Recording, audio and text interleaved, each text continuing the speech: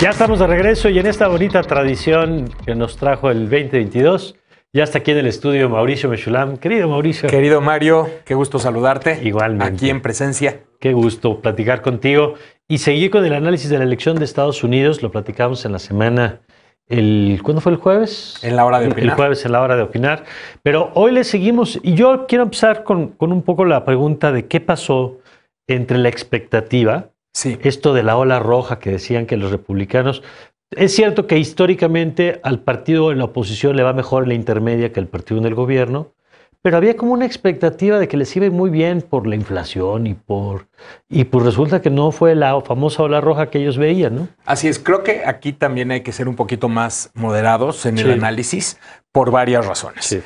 Hay veces en las cuales efectivamente a la oposición le va mejor que al presidente en turno, pero hay veces cuando esto no es así. Y si ustedes revisan un histórico, van a encontrar muchas ocasiones, desde el presidente Kennedy hasta el presidente Bush, por ejemplo.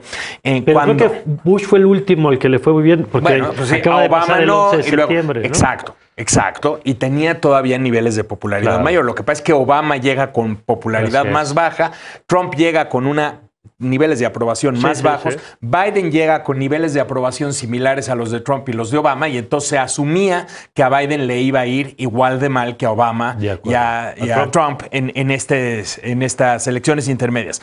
Pero a ver, si revisas el caso actual y observas qué estaba pasando hacia el verano y hacia septiembre, los demócratas estaban teniendo un buen repunte. Llegó un momento incluso de septiembre, inicios de septiembre, cuando las encuestas estaban favoreciendo a los demócratas para conservar la Cámara de Representantes. Oye, ni se diga el Senado. Eso en el marco, supongo, que la elección de lo del aborto. Exacto. Que fue el gran motor. Sin ese tema, casi los demócratas le tienen que agradecer a la Corte, ¿no? Es correcto, pero además porque la aprobación de Biden empezó a repuntar un poco. Acuerdo. O sea, como que se empezó a mitigar, la inflación bajó un poquito. Los precios de la gasolina habían bajado en ese momento. Luego los precios de la gasolina vuelven a subir, la inflación repunta, la gente como que se empieza a enojar. Hubo muchos demócratas que dijeron en septiembre, ojalá las elecciones fueran hoy, hubiesen sido hoy, porque cuando empezaron a ver, pues otra vez la balanza se inclina en contra de los demócratas en las encuestas. Ahora, si tú revisas a detalle las encuestas, vas a encontrar que muchas tenían margen de error. Y que lo que ha pasado estaba dentro de esos márgenes. Dentro de los márgenes de error, sin embargo... La suposición era que las encuestas habían subestimado el voto republicano en los últimos años y que por lo tanto el voto republicano podía todavía tener 3, 4, 5 puntos adicionales en distintas circunscripciones, lo cual podía generar una marea roja. Entonces, los escenarios eran, uno de ellos era efectivamente esta marea roja que está señalando, aunque no necesariamente ganando por tanto, pero sí ganando muchos curules en distintas circunscripciones y que los republicanos iban a dominar, pues, no sé, ambas cámaras.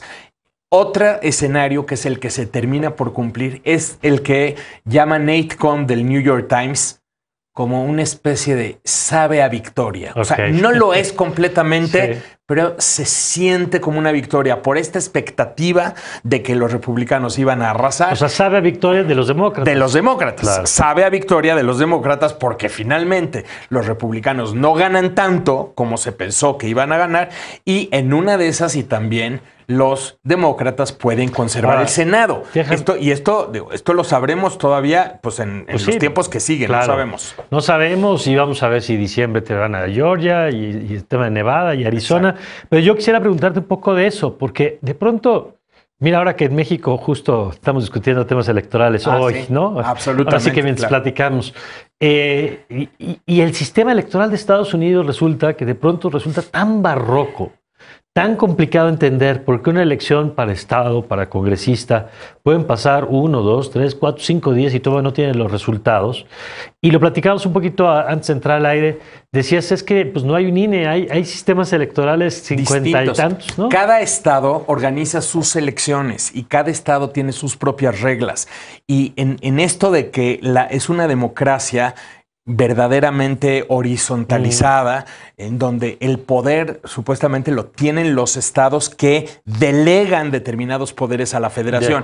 Aquí en México recordemos que pareciera al revés, ¿no? Es como casi esta federación que le delega ciertos poderes a los estados. Allá sí tiene una vocación mucho más. ¿Y esto qué significa? Que en cada estado se determina los sistemas, se determinan las formas, vamos a contar voto por voto de esta manera, de aquella, votos por correo, no, cosas que aquí, por ejemplo, nos parecerían... Voto anticipado. Exacto, todo el tema de voto anticipado. Las máquinas electorales, o sea, en Estados Unidos, pues se han utilizado desde hace mucho tiempo, cosa que ha sido muy cuestionada recientemente a partir de Trump, y en estas elecciones también. Vamos a ver, por ejemplo, en el estado de Arizona, cómo hubo cuestionamientos a las máquinas que registran los votos, de manera tal que, asumiendo que en Arizona ganen los demócratas el Senado, vamos a ver, si ocurre una situación así, será muy interesante cómo los republicanos van a alimentar toda esta narrativa. Pues claro, por las máquinas. Las máquinas electorales están siendo alteradas. Entonces, todo eso hace que en realidad los estados den resultados en distintos momentos. Y esto la verdad, lo hemos visto cómo se ha intensificado en los últimos años. Y además, sobre todo porque también, fíjate esto, en Estados Unidos quienes proyectan la victoria son los medios de comunicación. A partir de cómo va una tendencia, a partir de los datos que ellos tienen, etcétera. El problema es cuando los datos ya no permiten. Y cuando está tan cerrada la elección, ¿qué sucede, no? Entonces esto también nos lleva al tema de todas las teorías de conspiración que han logrado penetrar, el sentimiento que existe en una parte importantísima del voto republicano de que las elecciones están amañadas. Oye, déjame ir por ese hilo.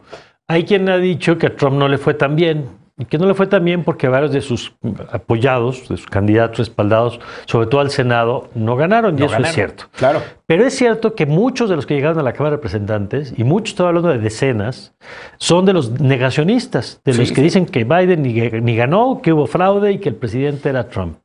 ¿Qué implicaciones puede tener eso? Porque había el temor como del conflicto electoral de ahorita. Pero hay el temor del conflicto electoral del 24. Del 2024. Entonces, ¿qué implica que toda esa gente, trumpista abierta o no, es decir, para fines prácticos que comparten la ideología y la visión trumpista de la ilegitimidad de Biden, estén hoy en posiciones de poder? Mira, yo creo que aquí es una discusión bien interesante acerca del trumpismo, acerca de Trump y acerca de cómo Trump es hábil para montarse en el trumpismo.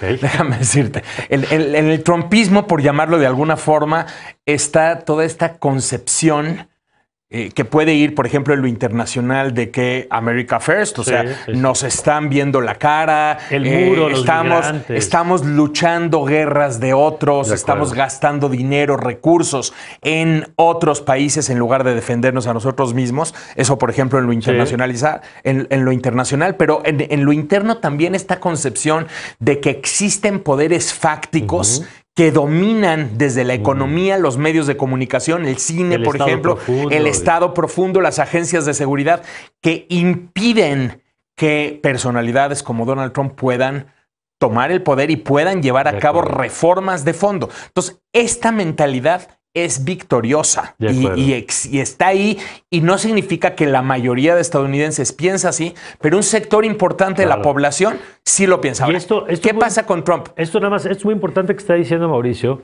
porque puede haber trumpismo sin Trump. Ese es el punto. Y otras personas que se monten en el mismo tipo de temas. De discurso. Vale la pena, si les gusta, alguien que articula muy bien este discurso, y lo articula bien, hay que reconocerlo, es Stephen Bannon. Y Stephen Bannon, yo lo he visto en auditorios convenciendo a la gente y la gente abuchándole, ¿no? Él dice, tranquilos, no los tengo que convencer ahorita. Yo les voy a convencer despacio, de uno por uno, de los temas que acabo de señalar. Y entonces ustedes pueden ver ese mismo discurso articulado por Bannon y otros. Y lo ves ahí y lo viste ganando también en esta elección. Ganando también en esta elección. Ahora, ¿qué sucede con Trump? Trump ha sido muy hábil en conectar con este tipo de pensamiento. Entonces, cuando efectivamente en 2021 se le daba por muerta a la figura de Trump por cómo había apoyado la insurrección contra el Capitolio y todo esto, se pensaba que él estaba pues ya descontado, porque Trump no iba a poder resurgir. Se monta, y no solamente se monta, sino que adquiere una popularidad importante en el partido, y esto es justamente lo que posiblemente veremos después, a pesar de los reveses que habrán sufrido algunos de sus candidatos. Bueno, esta historia le queda por ver.